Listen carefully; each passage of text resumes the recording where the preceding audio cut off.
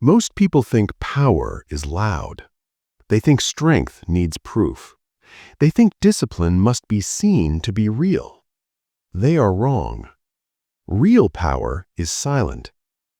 The most dangerous minds don't react. They don't explain.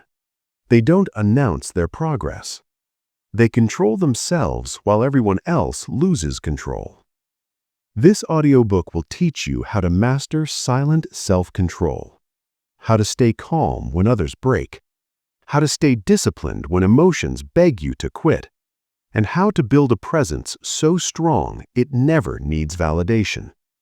If you are ready to stop reacting and start commanding your life, listen carefully. Chapter 1. Stop proving and start controlling. Most people think strength has to be seen. They think if others don't notice it, it doesn't count. They think if they don't explain themselves, they'll be misunderstood. They think if they don't react, they'll look weak. That belief is the trap. Because the need to prove yourself is not strength. It is insecurity disguised as confidence. Let's be clear from the beginning. Proving is loud.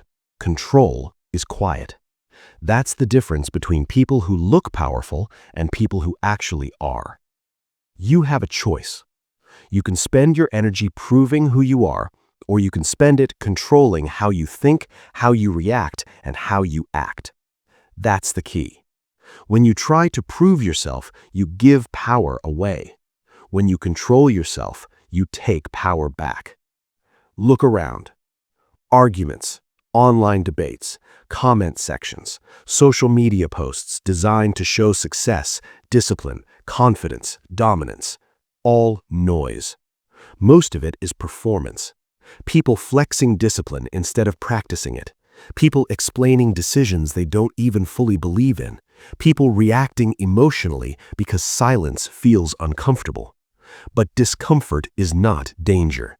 You don't need their permission. You don't need approval to be disciplined. You don't need validation to be focused. You don't need an audience to be in control. And yet, most people live like they do. They explain their choices. They justify their boundaries. They defend their silence. That's backwards. Because the moment you feel the need to explain, you've already lost a piece of control.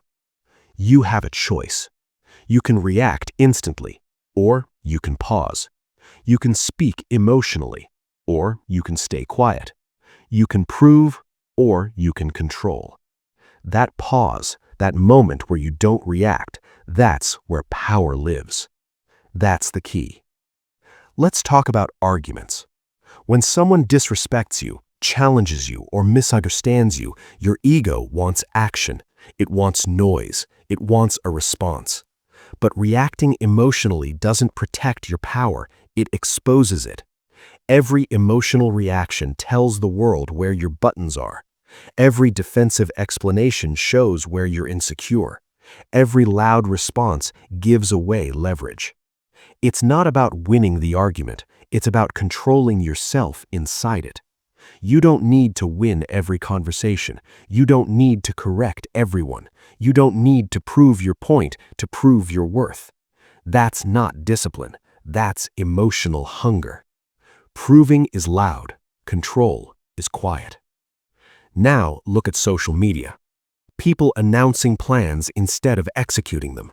People posting discipline instead of practicing it. People chasing likes as proof they're improving. But real discipline doesn't need witnesses. The strongest habits are built when no one is watching. The deepest focus happens when no one knows what you're doing. The most dangerous growth is silent. You have a choice. You can post progress, or you can make progress. That's the key. Silence feels uncomfortable at first because it removes instant feedback. No applause, no validation, no reassurance. Just you and your standards. That's where control is built. Now let's talk about over-explaining. Over-explaining is one of the clearest signs of lost control. When you explain too much, you're not informing, you're seeking approval. You're saying, please understand me so I can feel okay. But you don't need their permission. You don't need everyone to agree with your decisions. You don't need everyone to understand your path. You don't need consensus to move forward. Strong people decide. Weak people justify. That's not an insult, that's a pattern. Control means being able to stand by your choices without defending them emotionally. It means saying less. It means letting actions carry the explanation. It means trusting your discipline more than their opinions. Proving is loud. Control is quiet. Now, here's the truth most people avoid. The urge to prove yourself never fully disappears. It shows up when you feel challenged. It shows up when you feel ignored. It shows up when you feel underestimated. That's when discipline matters most. Because discipline is not about suppressing emotion, it's about managing it. You have a choice. You can let emotion decide your behavior, or you decide anyway. That's the key. Control doesn't mean you don't feel anger, frustration, or doubt. It means those feelings don't control your mouth, your hands, or your decisions. It means you delay reaction. It means you shorten your response. It means you protect your energy. Energy wasted on proving is energy stolen from building, and building requires silence. Think about the people you respect most. They don't explain much. They don't react quickly. They don't chase validation. They move quietly. They decide carefully. They act consistently.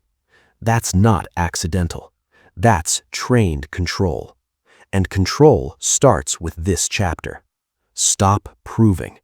Stop reacting for the sake of ego. Stop explaining to feel accepted. Stop performing strength. Start controlling. Control your reactions. Control your words. Control your impulses. That's the foundation. Because once you stop proving yourself to others, you finally have the space to build yourself for real. You have a choice, and that choice repeats every day. Every comment, every disagreement, every moment you feel the urge to react. Pause. That pause is power.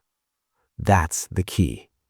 You don't need their permission to be disciplined. You don't need their approval to be focused. You don't need their validation to be strong. Proving is loud. Control is quiet.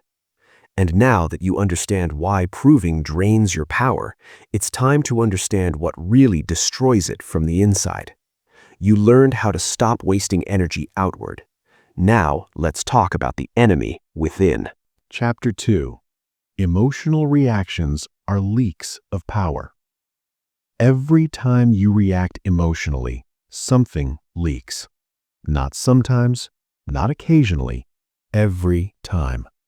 Energy leaks, focus leaks, authority leaks.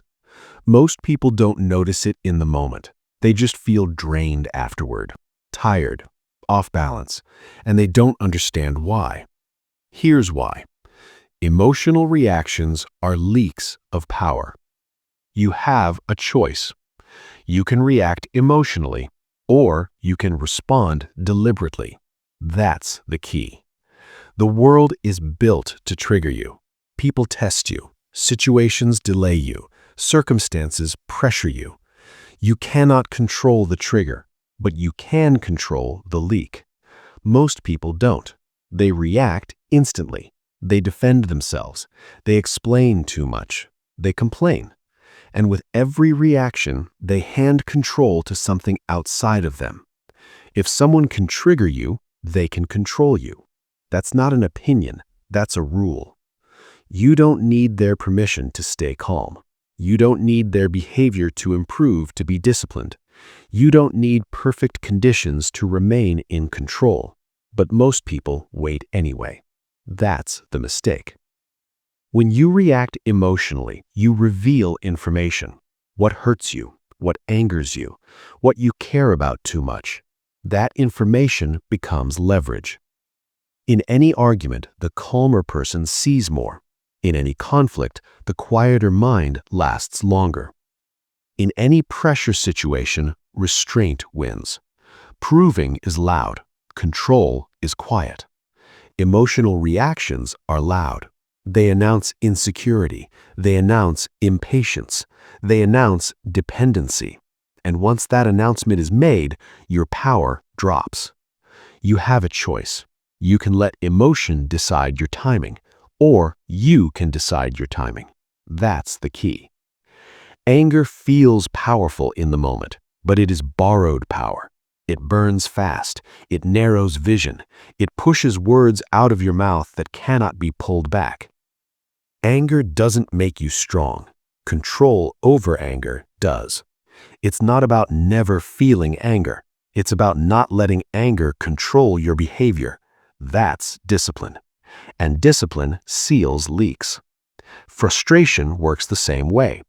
Delays, resistance, setbacks. When you react emotionally to frustration, you lose momentum. You complain instead of adjusting. You vent instead of executing. Energy leak. It's not about how unfair it is. It's about how controlled you are. That's the key. Then there's validation seeking, posting for approval, explaining to be understood, reacting defensively to criticism. These are emotional leaks pretending to be communication.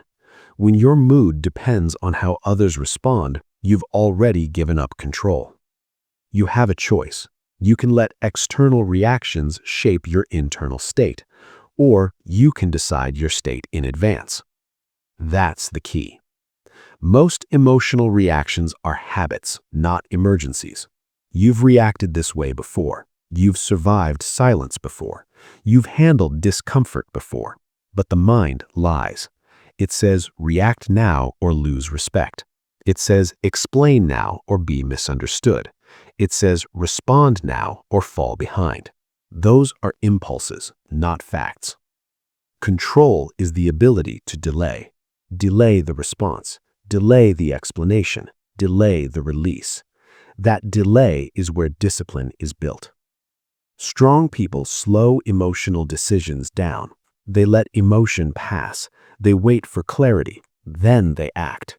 That is not weakness. That is command. Emotional reactions are leaks of power. Every time you stop one, you reclaim something. Calm, focus, authority. Emotional restraint feels uncomfortable at first. Silence feels awkward. Non-reaction feels risky. Detachment feels cold. But discomfort is not danger. You don't need their permission to pause. You don't need to explain your silence. You don't need to justify your control. Your job is not to react correctly. Your job is to react less. That's discipline. And discipline compounds. One paused response becomes a habit. One controlled moment becomes a standard. One non-reaction becomes identity. You become harder to read, harder to provoke, harder to destabilize. That is power, and it is quiet. You have a choice. Every trigger offers it. React and leak, or pause and contain. That's the key. Here is the rule moving forward. If it makes you emotional, slow down. If it makes you defensive, say less.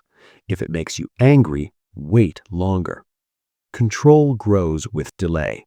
Delay is discipline in action. Once you stop leaking power through emotional reactions, something changes. Your energy stays with you. Your focus sharpens. Your presence deepens. You stop being predictable. You stop being easy to manipulate. You stop giving power away for temporary relief. That is silent strength. And now that you understand how reactions drain your power, it's time to learn where real discipline is forged. You controlled the leak. Now you build the foundation. Chapter 3. Discipline works best when no one is watching. Most people behave differently when someone is watching. They work harder, they stand taller, they try to look disciplined. And the moment the audience disappears, so does the effort. That tells you everything. Because discipline that needs witnesses is not discipline, it's performance. Real discipline doesn't require applause. It doesn't need encouragement. It doesn't wait for recognition. It works in silence. You have a choice. You can be disciplined only when it's visible, or you can be disciplined when it's uncomfortable and unseen. That's the key. What you do when no one is watching decides who you become when everyone is watching. That's not motivation, that's reality. Most people tie their effort to external pressure, bosses, deadlines, praise, fear of judgment. Remove those and the behavior collapses. That's not strength, that's dependence. You don't need their permission to be consistent. You don't need supervision to do the work. You don't need validation to stay focused. But most people think they do. They confuse accountability with discipline. They confuse structure with self-control. Discipline begins when excuses are available and you ignore them. Proving is loud. Control is quiet. Quiet discipline is boring, repetitive, unglamorous. And that's exactly why it works. Because boredom filters out the weak. Anyone can act disciplined when it feels exciting, when motivation is high, when results are immediate. Very few can repeat the same actions when nothing changes on the outside. That's where identity is built. You have a choice. You can chase motivation, or you can build systems that don't care how you feel. That's the key. Let's talk about habits. The strongest habits are invisible. Waking up on time when no one checks, training when no one praises, studying when no one notices, staying focused when distraction is easy. These moments don't look impressive, but they compound. And compounding doesn't announce itself. People who rely on visibility burn out. People who rely on discipline outlast. That's not about talent, it's about standards. When no one is watching, your true standard shows. Not what you say you value, not what you post, what you actually do. You don't need their permission to raise your standards. You don't need approval to enforce them. Standards are personal. Discipline is private. That's why most people avoid it, because silence removes excuses. There's no one to blame, no one to impress, no one to validate effort, just you. And many people can't stand that. They want feedback, they want reassurance, they want to know it's working. But discipline doesn't promise quick reassurance, it promises long-term control. You have a choice. You can need constant feedback, or you can trust the process. That's the key. Here's something most people don't want to hear. If you need to tell people what you're doing, you're probably not doing enough. Silence protects momentum. Talking leaks energy. Every time you explain your plan, your brain feels progress without doing the work. That's dangerous. It's not about talking, it's about training. That's discipline. Quiet discipline removes ego from the process.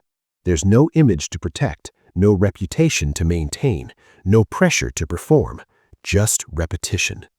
Repetition builds control. Control builds confidence. Confidence removes the need to speak. That's the order. Now think about consistency. Consistency doesn't feel powerful day to day. It feels small, almost pointless. But that's the illusion. Consistency is quiet dominance. Miss one day and nothing changes. Miss 10 days and everything changes. Discipline works because it doesn't ask for permission. It doesn't ask how you feel. It doesn't negotiate. You either do it or you don't. That's the key. When no one is watching, excuses multiply. You're tired. You'll do it tomorrow. No one will know. And that's true. No one will know, except you. And you always know. That's where discipline either strengthens or collapses. You have a choice. You can protect comfort or you can protect your standards. That's the key. Quiet discipline creates a different kind of confidence. Not loud confidence, not showy confidence, stable confidence. The kind that doesn't need reassurance, the kind that doesn't panic under pressure, the kind that doesn't react emotionally. Because you trust yourself. You've kept promises in private. You've shown up without witnesses. You've done the work without applause. That history builds authority inside you. and internal authority is unshakable. Proving is loud, control is quiet. This is where mental toughness starts to harden. When you train yourself to act without external reward, you become independent of mood. Motivation becomes optional. Emotion becomes irrelevant. Discipline becomes automatic. That's power. And it's built when no one is watching. You don't need their permission to be consistent. You don't need their praise to stay disciplined. You don't need their attention to keep going. You only need standards. Standards you enforce even when it's boring, even when it's lonely, even when it feels slow. That's discipline. And discipline, practiced quietly, changes how you carry yourself. You move differently, you speak less, you react slower. Because you know something others don't. You know you can trust yourself. And once you trust yourself, you stop chasing validation. Silence becomes natural. You've learned how discipline grows in isolation. You've learned why unseen effort creates real control. Now it's time to understand how silence itself becomes a weapon. You built discipline without witnesses. Now let's talk about presence. Chapter 4. Silence builds authority faster than noise. Most people think authority comes from talking, from explaining, from persuading, from making sure they are heard. That belief keeps them loud and weak. Because real authority does not beg for attention, it commands it without asking. Silence builds authority faster than noise. You have a choice. You can speak to be noticed, or you can stay silent and let presence do the work. That's the key. Look at the people who truly carry weight in a room. They don't rush to fill silence. They don't interrupt to prove intelligence. They don't over-explain to secure respect. They wait. And when they speak, people listen. That's not accidental. That's trained restraint. Proving is loud. Control is quiet. Noise is often compensation. Talking too much to cover uncertainty. Explaining too much to cover doubt. Reacting too fast to cover insecurity. Silence removes that cover. It exposes whether you are comfortable with yourself. Most people are not. Silence makes them restless. It makes them anxious. It makes them feel invisible. So they speak. Not because they need to, but because they're afraid not to. You don't need their permission to be quiet. You don't need approval to pause before speaking.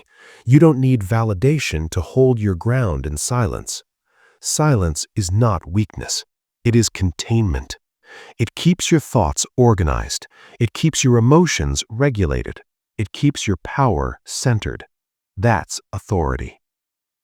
Authority is not about dominating conversations. It's about controlling the energy within them. The person who speaks the least often controls the most, because silence forces others to reveal themselves. They talk, they explain, they fill the gap, and in doing so, they show their hand. You stay quiet. You observe. You decide. That's the key. Silence gives you time. Time to think. Time to read the room. Time to respond instead of react. Noise steals that time. Once words leave your mouth, they cannot return. Once reactions happen, they cannot be undone. Silence protects you from unnecessary damage. This matters in every area of life. At work, in relationships, in conflict, in negotiation. The one who can remain silent under pressure holds leverage. You have a choice. You can rush to explain yourself, or you can let your actions explain later. That's the key. Over-explaining is one of the fastest ways to lose authority. It signals uncertainty. It signals emotional dependence. It signals a need to be accepted. But authority does not seek acceptance. It sets standards. You don't need everyone to understand you. You don't need everyone to agree with you. You don't need everyone to like you. You need control. Control over your words. Control over your reactions. Control over your presence. That's discipline. Silence forces discipline.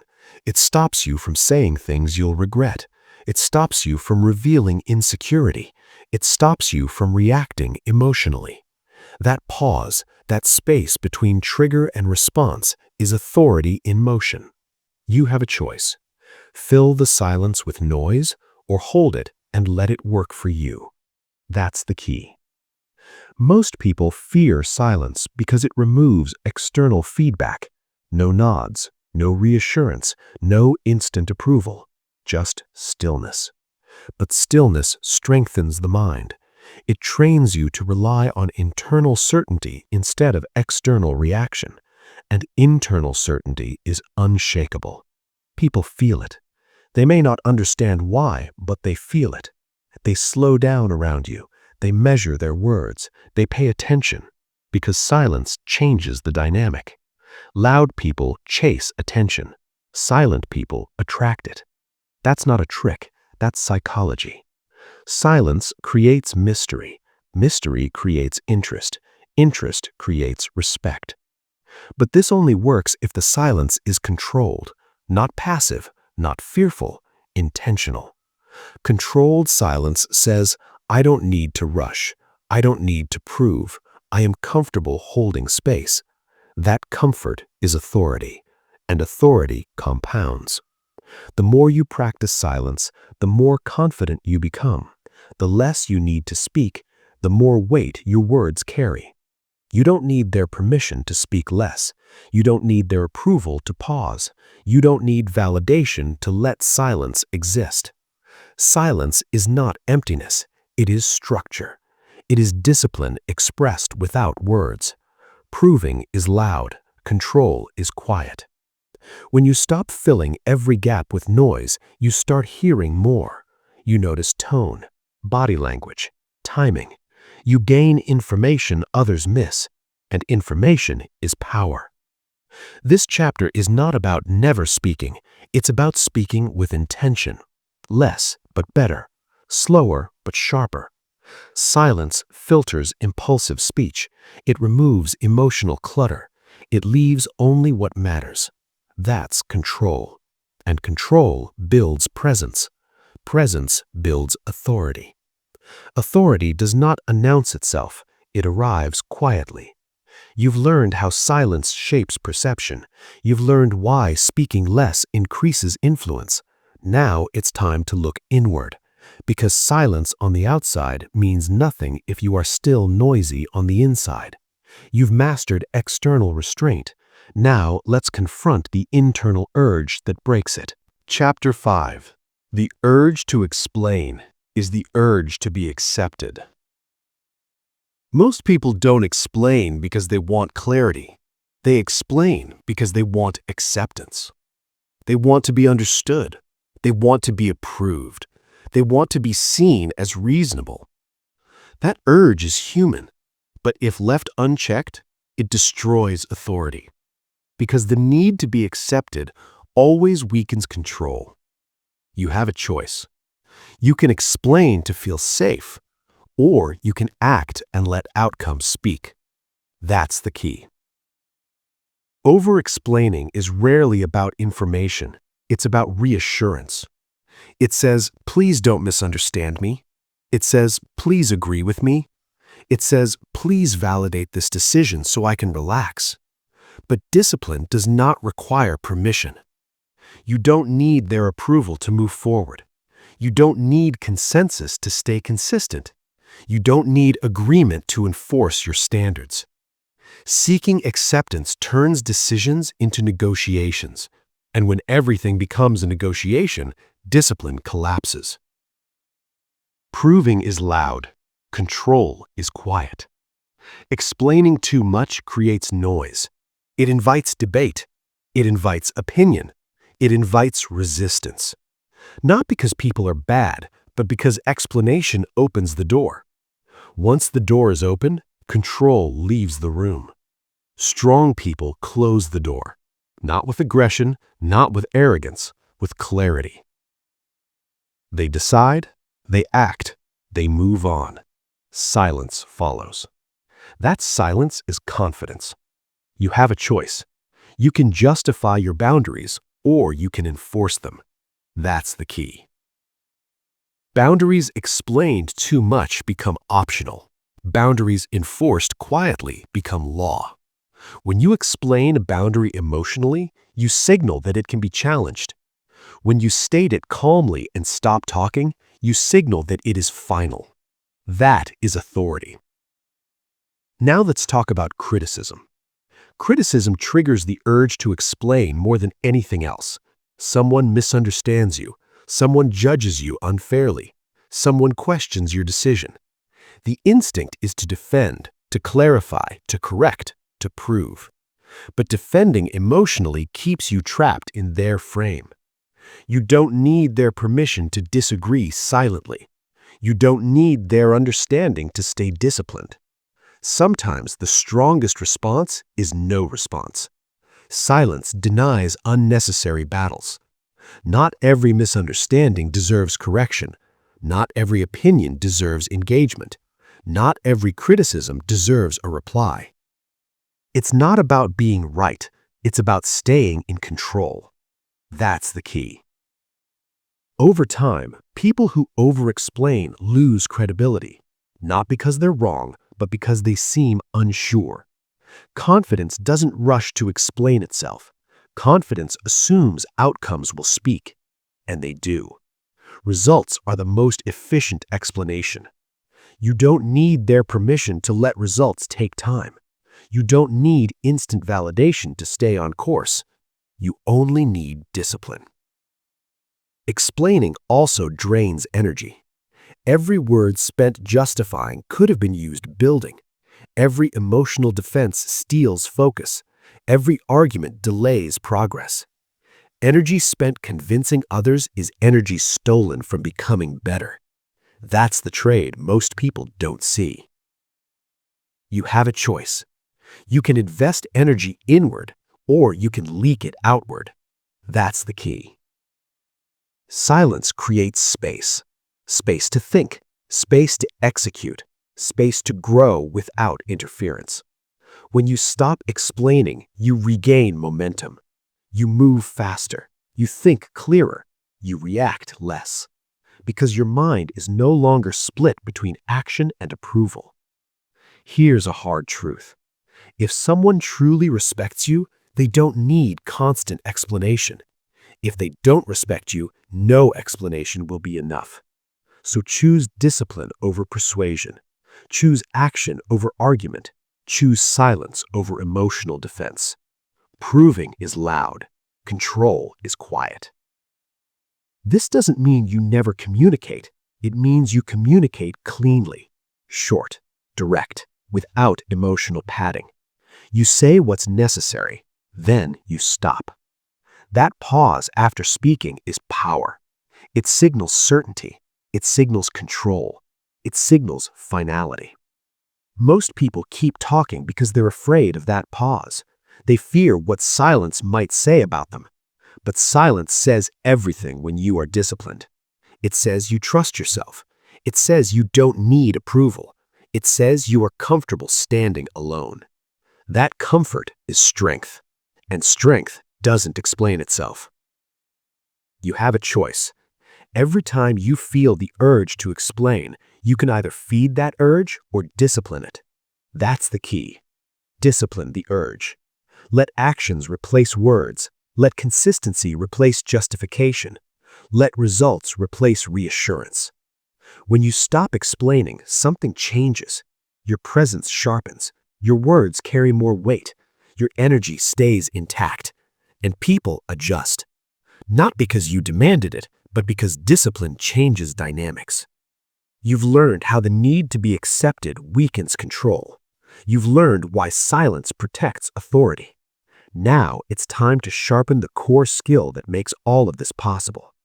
Because silence and restraint mean nothing without the ability to stay calm under pressure. You removed the need to be accepted.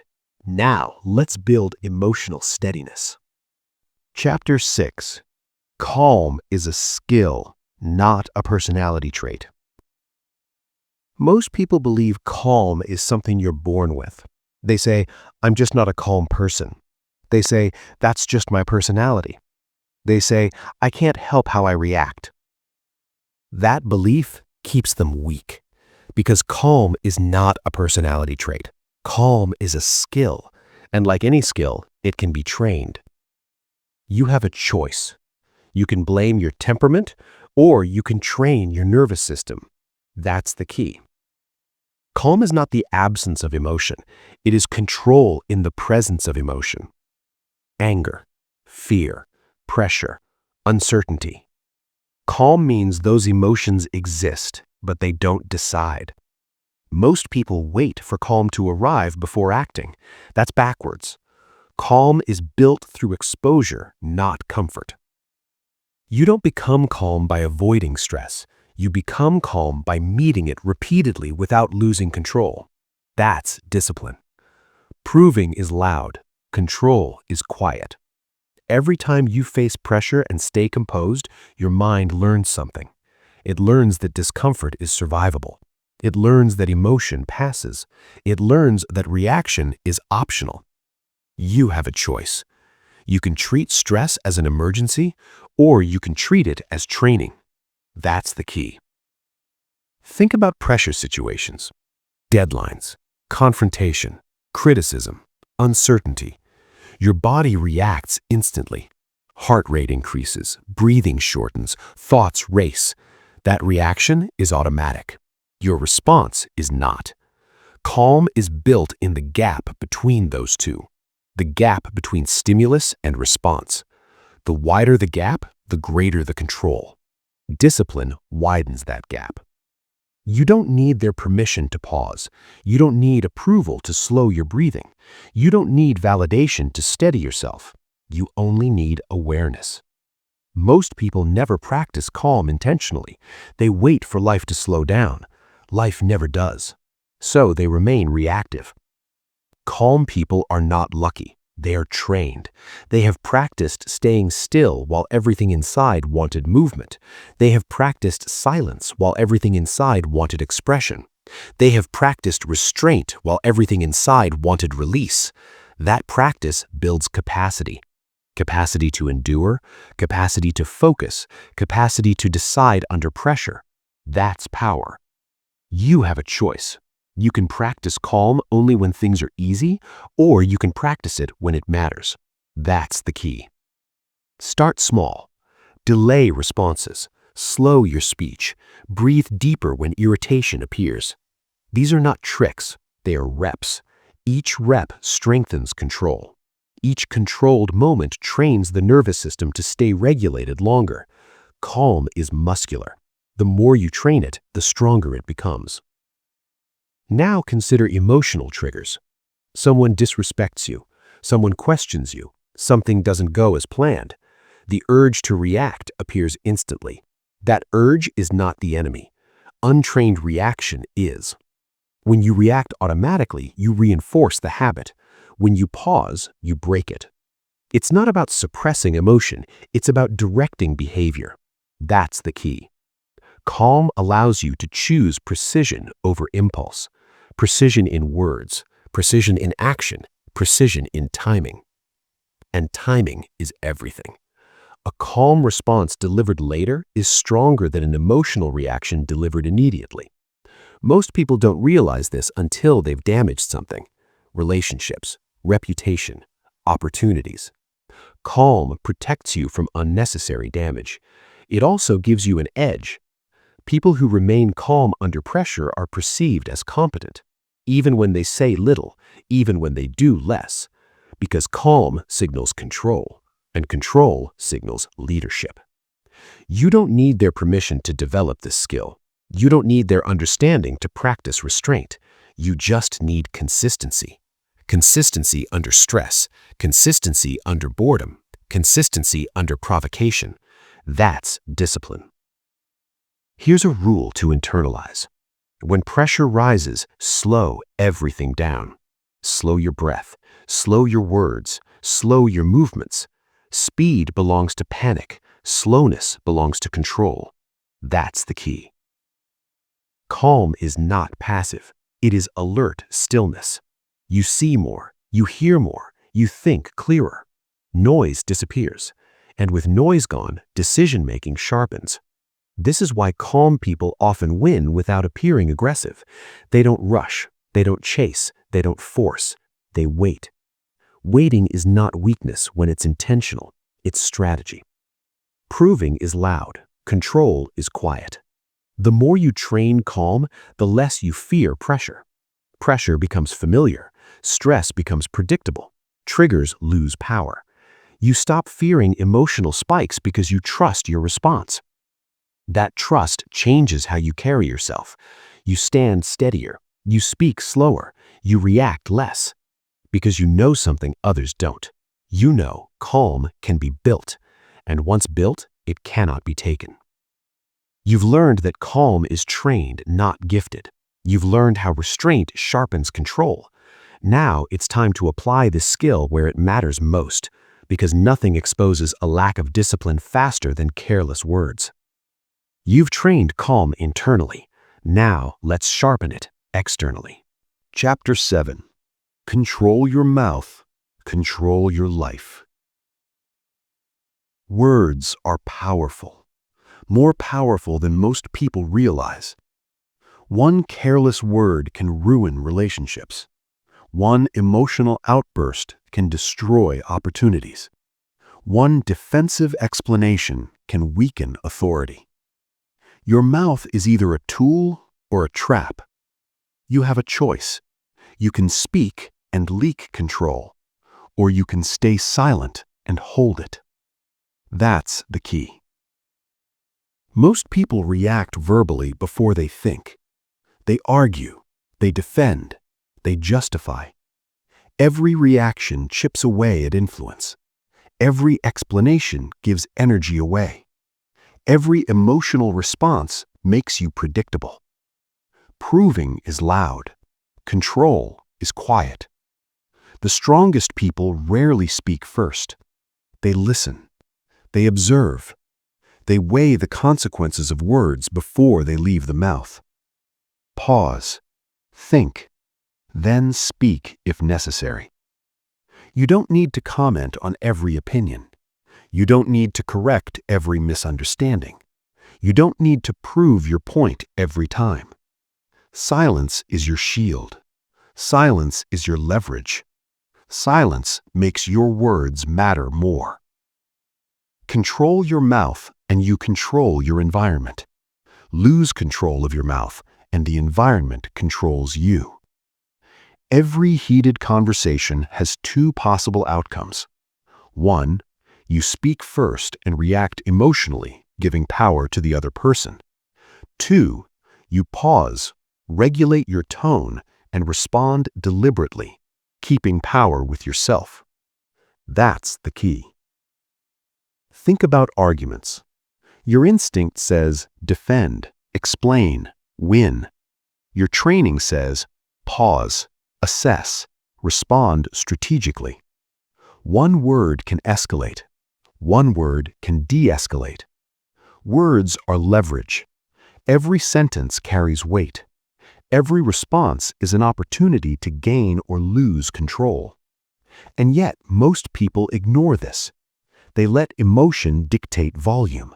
They let insecurity dictate tone. They let fear dictate timing. That's weakness. Discipline is not only internal, it is external. It is visible in how you speak. It is visible in what you choose to say and what you choose to hold back. You don't need permission to remain silent. You don't need validation to hold your tongue. You don't need others to approve your restraint. Control your mouth. Control your life. Here's how. First, pause before speaking. Even half a second changes your response.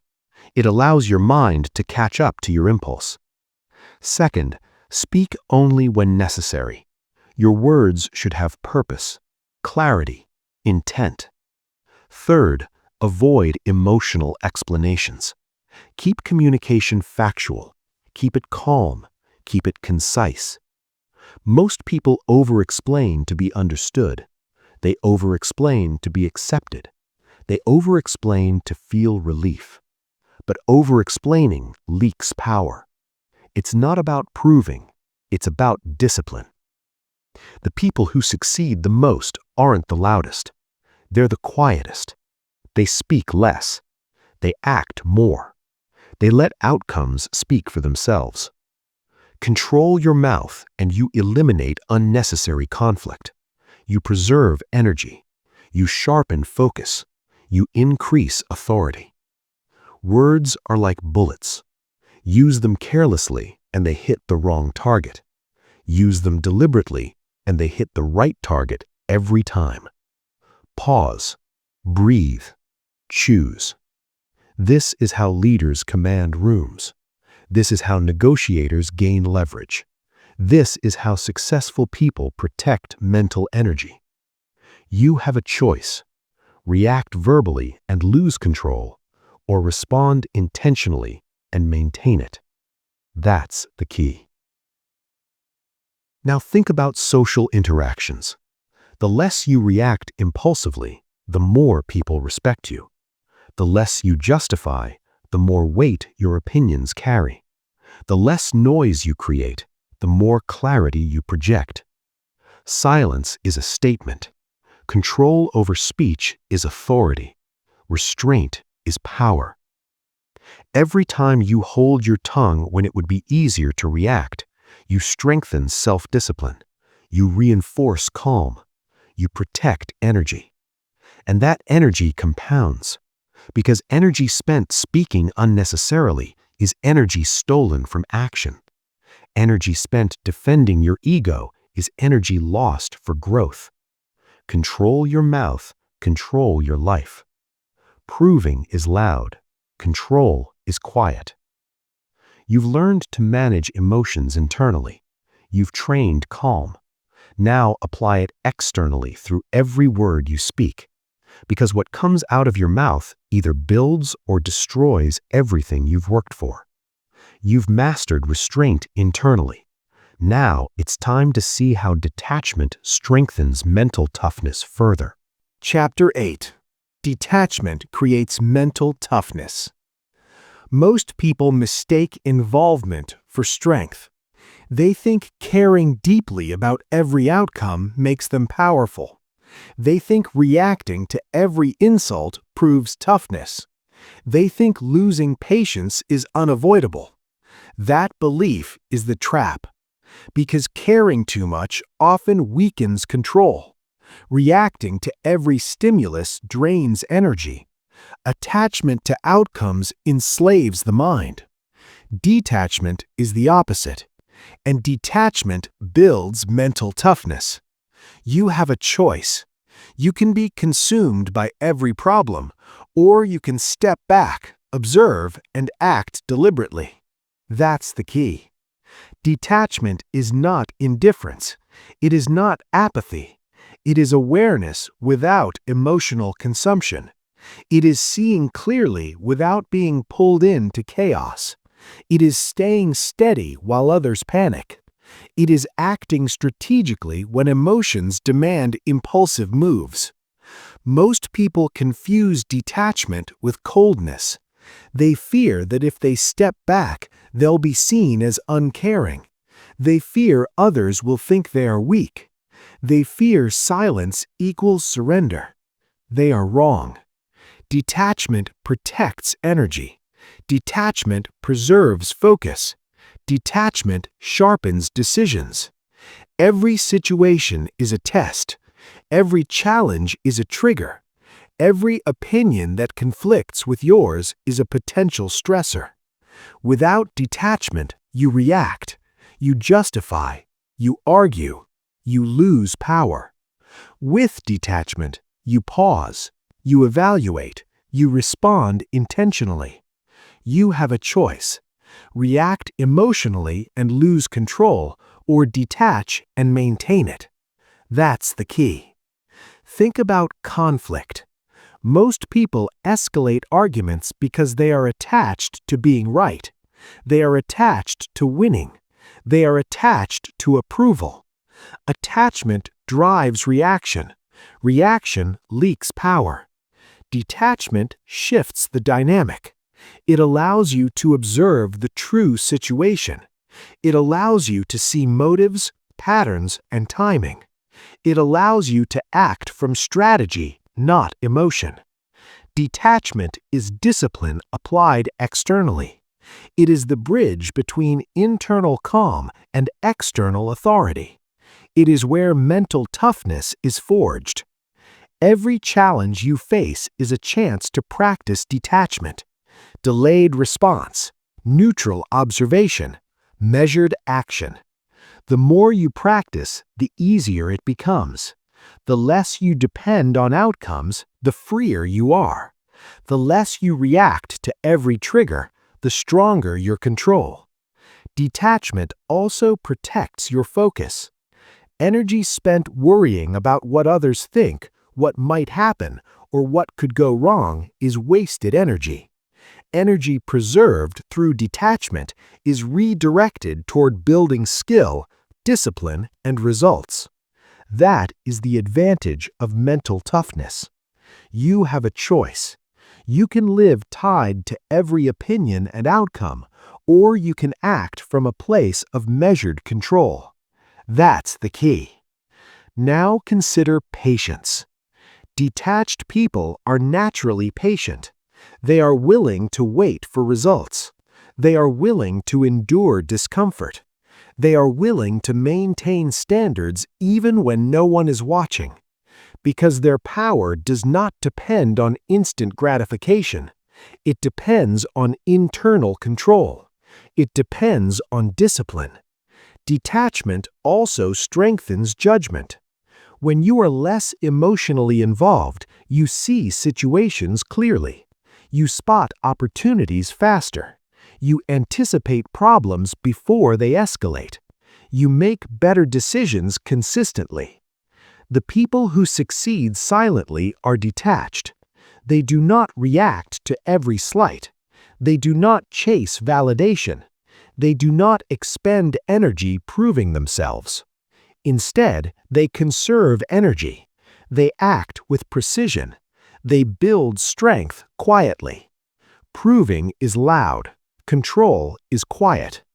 Detachment is the foundation of that control. Every time you let go of the need to react, every time you step back instead of rushing in, every time you hold your standards without proving them, you build mental toughness. This skill cannot be faked. It cannot be borrowed. It can only be earned through practice. Start small. Detach from minor frustrations. Detach from minor criticisms. Detach from outcomes that feel urgent but are not critical. With repetition, detachment becomes natural. And with natural detachment, mental toughness becomes unshakable. You've learned to control words, emotions, and reactions.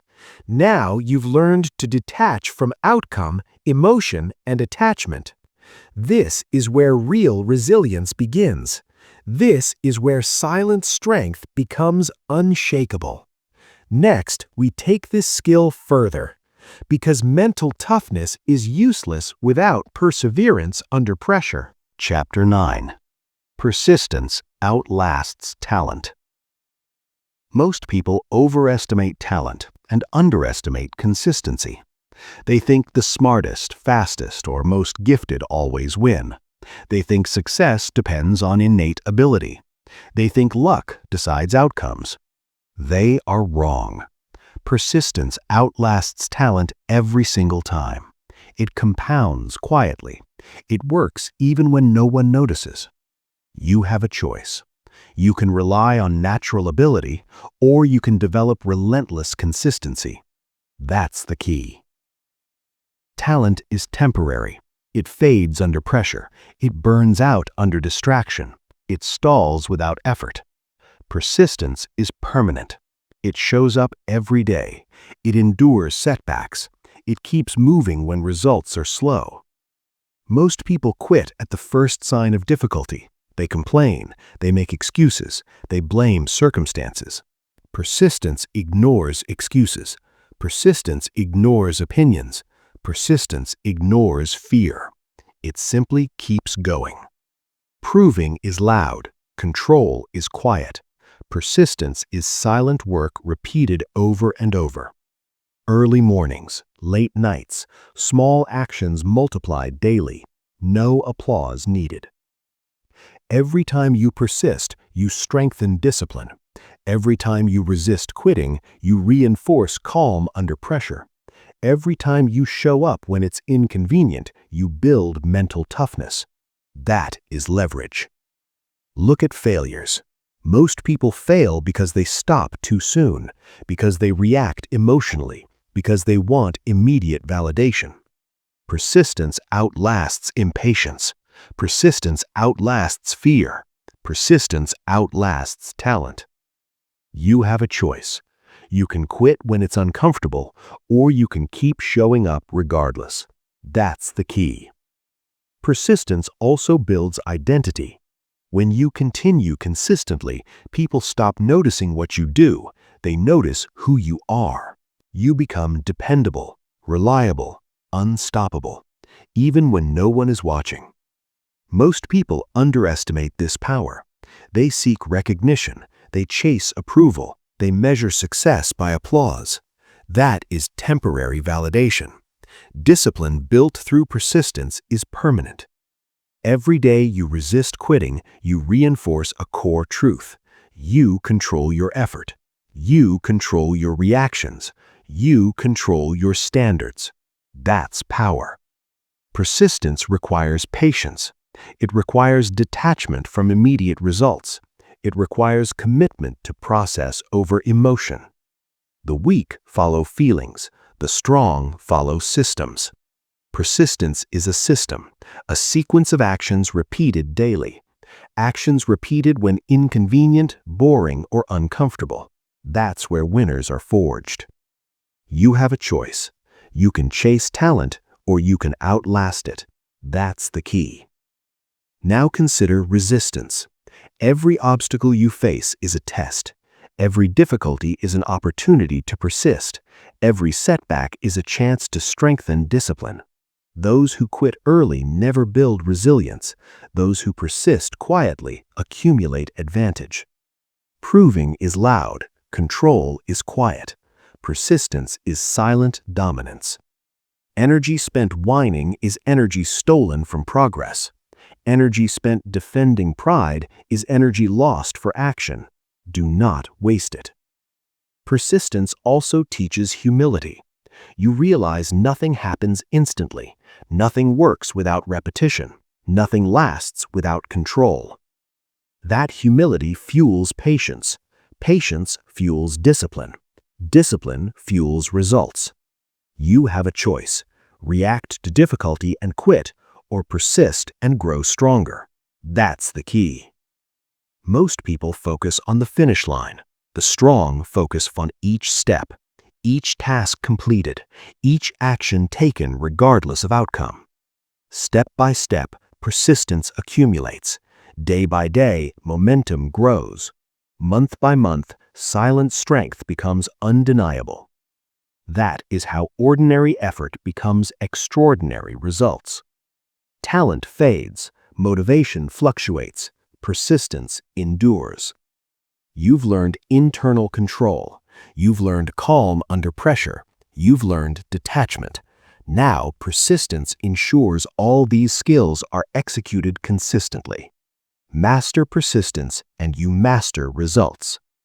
Next, we finalize the chain of control, because self-discipline and mental toughness are incomplete with purpose-driven focus. Chapter 10. Focus sharpens all discipline. Discipline without focus is wasted energy. Most people think being busy is the same as being productive. They scatter their efforts. They chase distractions. They respond to every ping, notification, and opinion. That is weakness disguised as action. Focus is the scalpel. Discipline is the hand that wields it. Without focus, even the strongest discipline cuts nothing. You have a choice. You can drift from task to task, or you can concentrate your energy on what truly matters. That's the key. Focus is not about doing more. It's about doing less, but doing it better. It's saying no to everything that does not align with your goal. It's eliminating noise from life, from work, from relationships. Most people cannot focus because they are addicted to reaction. Every notification, every social update, every opinion pulls them outward. The disciplined person pulls inward. They prioritize the essential. They execute deliberately. They avoid wasted motion. Proving is loud. Control is quiet. Focus transforms discipline from habit into results. It magnifies effort. It accelerates growth. It converts repetition into mastery. Without focus, your energy leaks. Without focus, your calm is diluted. Without focus, your persistence loses momentum. Focus is the glue that binds every other skill. Here's the truth few admit. Your attention determines your life. What you focus on grows. What you ignore fades. Discipline is useless without the right direction. Mental toughness is wasted on trivialities. Persistence is meaningless without priority. You have a choice. You can let distractions dictate your day, or you can set the standard and control your attention.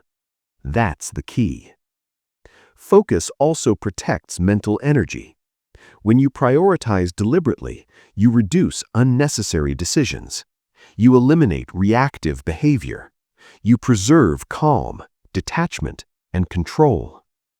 Focus is not natural for most people. It must be trained like a muscle. Start by identifying the essential. Decide what matters most. Eliminate the rest. Every day, protect that focus. Treat it like a weapon. Guard it fiercely. The disciplined person protects their mind as fiercely as they protect their time. Focus sharpens all other disciplines. Calm becomes more potent. Silence becomes more meaningful. Persistence becomes unstoppable. Detachment becomes effortless. All skills converge when focus is applied consistently. You have a choice. You can scatter energy, react impulsively, and waste effort, or you can concentrate and multiply results. That's the key. The world rewards focus. It rewards effort applied strategically. It rewards discipline executed consistently. Not talent alone, not emotion, not noise. You've learned to master reactions. You've learned to practice calm. You've learned to enforce silence. You've learned detachment. You've learned persistence. Focus brings it all together. Without it, the chain is broken. With it, you become unstoppable. Proving is loud. Control is quiet. You've built internal strength. You've trained external restraint. You've developed mental toughness. You've persisted silently. Now apply focus relentlessly. Sharpen it daily. Protect it. Multiply it. When focus meets discipline, calm, detachment, and persistence, you become a force few can resist, fewer can challenge. This is the culmination of silent strength, the peak of internal authority, the result of mastery applied consistently. You have everything you need. Now, move. Act deliberately. Speak sparingly. Persist relentlessly. Focus mercilessly. That is control. That is power. That is discipline. And it all begins with the choice you make right now. Your move. You've learned something few ever understand. Real power is quiet. Real discipline is invisible. Real strength doesn't announce itself. You've seen it in every chapter. control over emotion, control over words, control over attention, control over action. All of it begins inside. All of it compounds silently. All of it is your choice. You have a choice. React emotionally or pause. Explain unnecessarily or remain silent. Chase approval or enforce standards. Follow impulse or persist relentlessly. Scatter energy or focus fiercely. That's the key. Every skill we covered today reinforces the next. Calm makes restraint possible. Silence makes authority inevitable. Detachment builds mental toughness. Persistence outlasts talent. Focus sharpens all discipline. Applied consistently, these skills create a force no circumstance can shake. No opinion can destabilize. No setback can derail. No noise can distract. The world will test you. People will provoke you. Situations will pressure you. You have everything you need to respond differently. Not reactively, not loudly, not for validation. Deliberately, quietly, powerfully. The only thing left is action. Act in silence. Reinforce your discipline daily. Protect your focus. Hold your standards without apology. Persist when it's hard, when it's lonely, when no one is watching. This is where transformation happens. Not in talk, not in promise, not in motivation, only in repeated, deliberate action. Proving is loud. Control is quiet. Every time you choose control over reaction, every time you pause instead of explain, every time you detach instead of attaching, every time you persist instead of quitting, every time you focus instead of drifting, you strengthen yourself. You reinforce authority. You become untouchable. Remember this. The power you seek is already inside you. It doesn't need approval. It doesn't need audience. It doesn't need recognition. It only needs your commitment. Now take it. Use it. Live it. Silent self-control is not a concept. It's a lifestyle. It's your weapon. It's your edge. And the world will notice without you ever having to announce it. The choice is yours. The moment is now. Go. Control yourself. Control your life. Control your power.